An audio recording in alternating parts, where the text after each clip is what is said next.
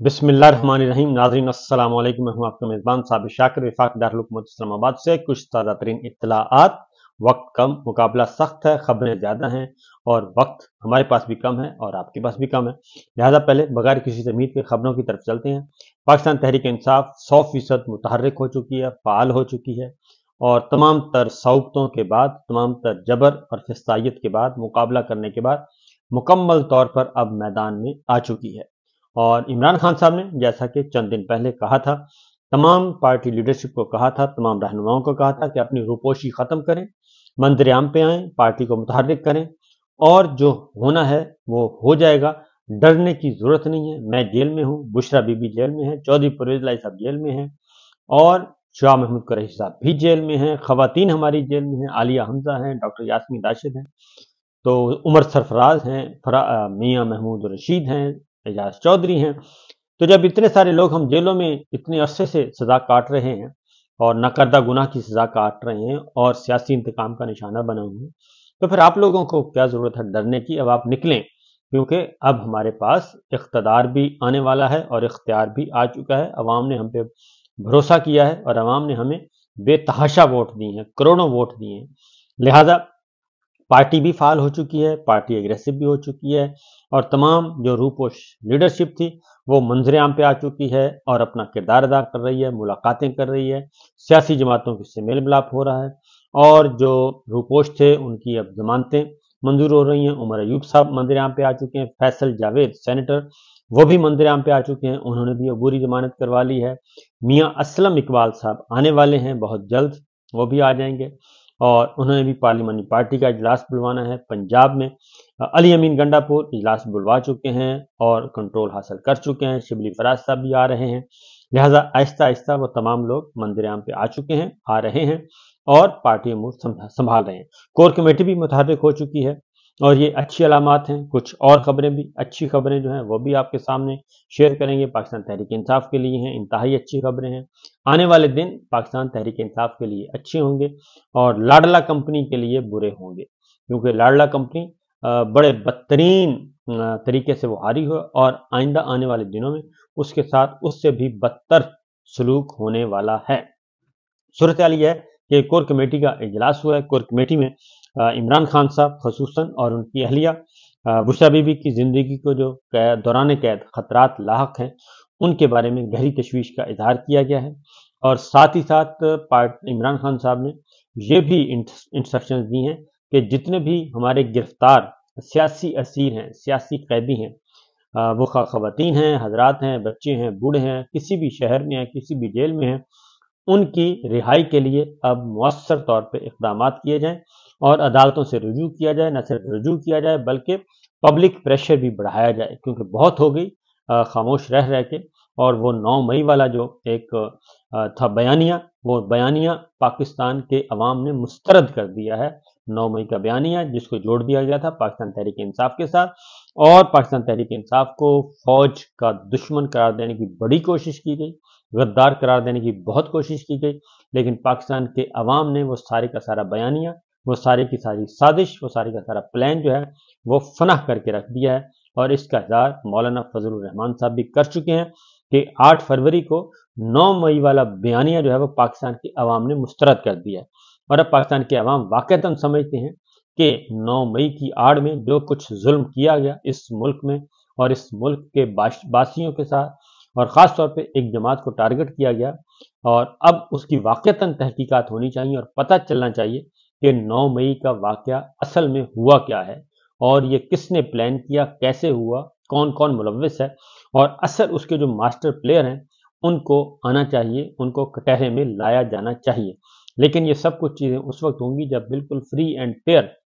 Investigation होंगी और तासुब की ऐनक उतार के की जाएंगी और बगैर किसी के टारगेट, किसी का हदफ किसी को मुकर्रर किए बगैर की जाएंगी। तो 9 मई से भी 9 मई के अंदर से बहुत सारे राज जो हैं वो मंजर आम पे आ जाएंगे। ये बहुत ही इम्पोर्टेंट ये, क्योंकि 9 मई जो है वो स्टार्ट हुआ था जब इमरान खान साहब को फैसला किसने किया था कि इमरान खान साहब को गिरफ्तार करना है तो खिड़कियां शीशे तोड़ के, सर फाड़ के, गिरेबान से पकड़ के पब्लिक के सामने उनको इस तरह करना है کہ عوام غصے میں آئے. جس نے وہ پلان کیا تھا نا، جس نے پلان کیا تھا کہ عمران خان صاحب کو گریبان سے پکڑنا ہے اور سر بھی پھاڑنا ہے اور وکیلوں کے سر بھی پھاڑنے ہیں اور عدالت کے دروازے بھی توڑنے ہیں، اصل میں وہ ہے ماسٹر مائنڈ، وہ ہے ماسٹر پلیئر جس نے یہ سب کچھ کیا. تو لہٰذا اس کی عمران خان صاحب کی جو کور کمیٹی کا اجلاس ہوا، انہوں نے عمران خان صاحب اور بشرا بی بی کو جو دوران قید ان کے مسائل ہیں اور ان کو زہر دینے کا معاملہ ہے، گندی خوراک دینے کا معاملہ ہے، اس پہ بات چیت کی، اس پہ تشویش کا اظہار کیا گیا اور یہ بھی مطالبہ کیا گیا کہ جو بشرا بی بی نے کی ہوئی ہے درخواست لاہور اسلام آباد ہائی کورٹ میں کہ انہیں جیل منتقل کیا جائے، اس پہ فی الفور عمل کیا جائے اور بشرا بی بی جیل میں جانا چاہتی ہیں، جیل میں زندگی گزارنا چاہتی ہیں عام قیدیوں کی طرح، تو وہ ان کی درخواست پوری کی جائے. محترمہ بشرا بی بی کو ان کی مرضی کے خلاف بنی گالہ میں قید رکھنے اور نہایت غیر معیاری اور مہلک اور زہریلا کھانا دیے جانے کی بھی مذمت کی گئی. عمران خان اور ان کی اہلیہ سمیت تحریک انصاف کے تمام پابند سلاسل قائدین اور سیاسی کارکنان کے بنیادی حقوق بحال کرنے اور ان سے قانون کے مطابق برتاؤ کا مطالبہ کیا. پھر بریگیڈیئر ریٹائرڈ اسلم گھمن جو کہ نومنتخب ارکان ہیں اور احمد رشید بھٹی سمیت ملک بھر میں تحریک انصاف کے قومی اور صوبائی اسمبلیوں کی نشستوں میں کامیاب امیدواروں کو ڈرانے دھمکانے اور انہیں جماعت چھوڑنے پر مجبور کرنے کے لیے جبراً لاپتہ کیے جانے کے تازہ سلسلے کی شدید مذمت کی گئی. اور کل بھی ایک گجرات سے نومنتخب رکن کو جب وہ اسلام آباد آ رہے تھے ان کو اغوا کیا گیا نامعلوم افراد نے اور ان کو زد و کوب کیا جا رہا ہے، تشدد کیا جا رہا ہے، ان کی وفاداری تبدیل کروانے کی کوشش کی جا رہی ہے. پنجاب اور سندھ کے چیف سیکرٹریز اور آئی جیز کو فی الفور ہٹا کر ان کے کڑے محاسبے کا مطالبہ کیا گیا اور کور کمیٹی کی جانب سے مجلس وحدت المسلمین، سنی اتحاد کونسل اور پاکستان تحریک انصاف کے درمیان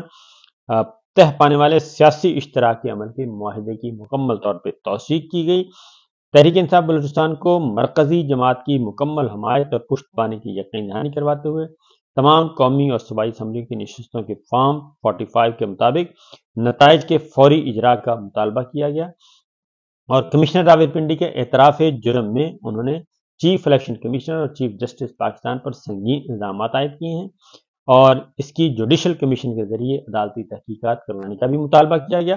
8 فروری کے انتخابات میں پاکستان تحریک انصاف اور وفاق پاکستان کی زنجیر کے طور پر ابھری ہے. اس کے مینڈیٹ پر ڈاکہ ڈالنے والے وفاق کو کمزور کرنے اور قومی وحدت کو پارا پارا کرنے کا باعث بنیں گے. یہ صورتحال ہوئی ہے جی، یہ ہے فیصلہ کور کمیٹی کا. دوسری جانب پاکستان تحریک انصاف کو مسلسل کامیابیاں حاصل ہو رہی ہیں. مولانا فضل الرحمان صاحب کو ایک اور دھچکا لگا ہے اور پی ڈی ایم کو ایک اور دھچکا لگا ہے اور ٹانک میں NA43 کے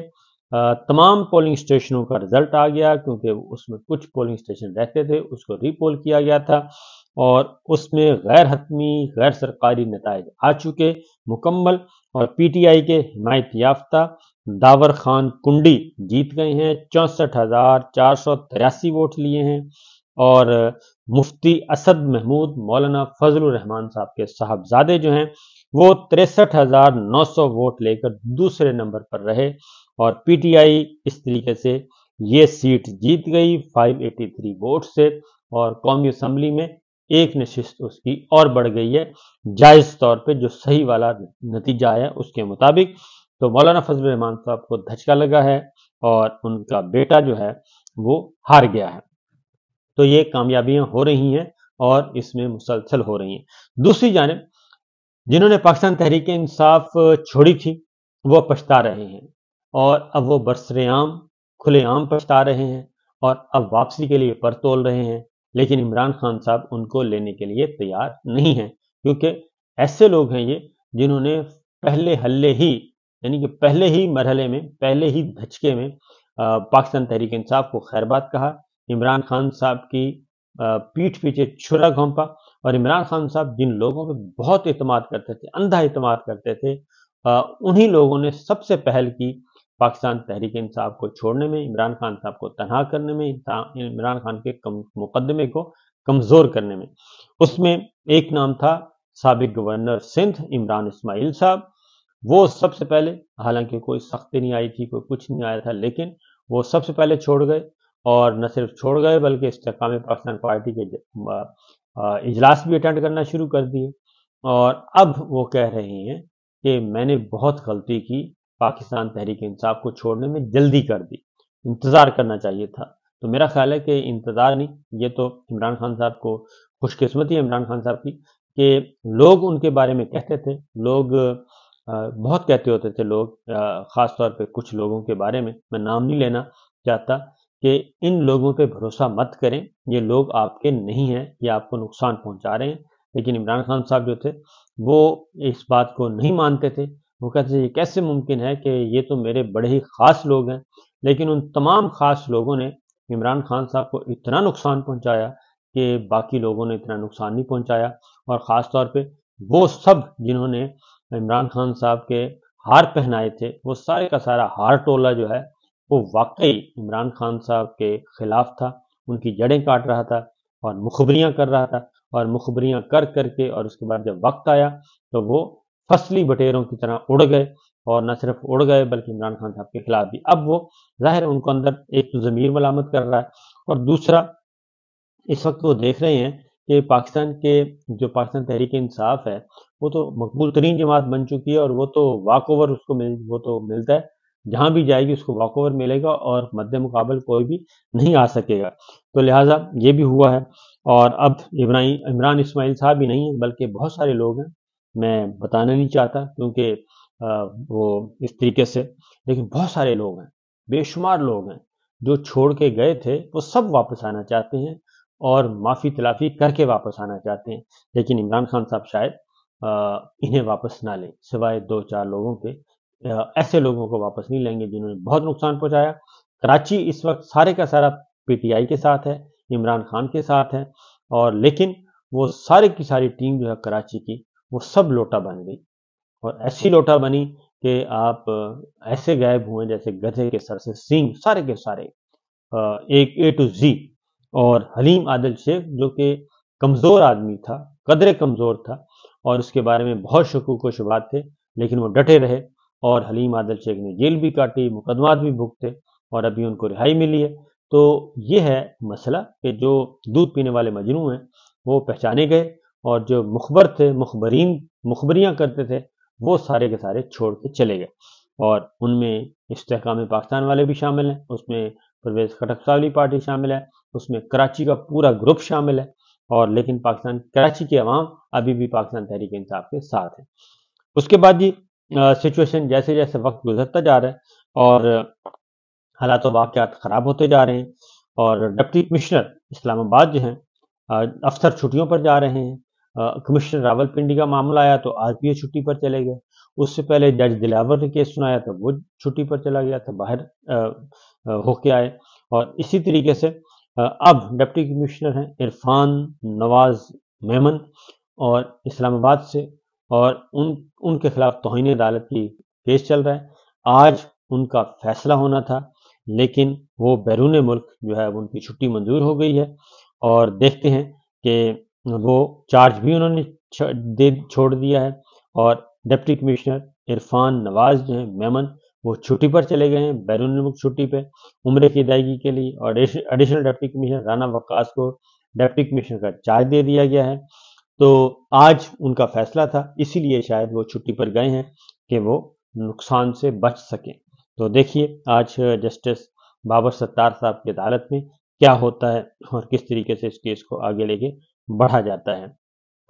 حالات و واقعات جو ہیں، خاص طور پہ ملٹری اسٹیبلشمنٹ، ملٹری لیڈرشپ، اور ملٹری لیڈرشپ کے جو فیصلے ہیں، اور جو چار دیواری کا تحفظ پامال کیا جاتا ہے، اس پہ بھی اب عدالتیں جو ہیں وہ کافی سخت ہو گئی ہیں، اور ایجنسیوں کے رول پہ، فوج کے رول پہ، اور پاکستان کی نہ صرف پالیٹکس میں انوالومنٹ کے حوالے سے، ادروائز بھی یہ جو مسنگ پرسن والا معاملہ ہے، اس کے بعد اس میں بھی جوڈیشری کی طرف سے سخت فیصلے کی توقع ہے۔ اسی لیے وزیر اعظم کاکڑ جو ہیں وہ عدالت میں حاضر نہیں ہو رہے، اور عدالت میں ان کو حاضر ہونا پڑے گا۔ 28 تاریخ ہے، 28 تاریخ کو بھی کاکڑ صاحب بھی وزیر اعظم ہوں گے اس ملک کے، کیونکہ ابھی پروسیس ہے، ٹائم لگے گا، دیکھتے ہیں کیا ہوتا ہے۔ اور اسی طریقے سے جسٹس محسن اختر کیانی صاحب نے ان کو دوبارہ 28 فروری کو بلا لیا ہے، اور باقی انشاءاللہ اگلے ولاگ میں۔ اجازت دیجیے، اللہ حافظ۔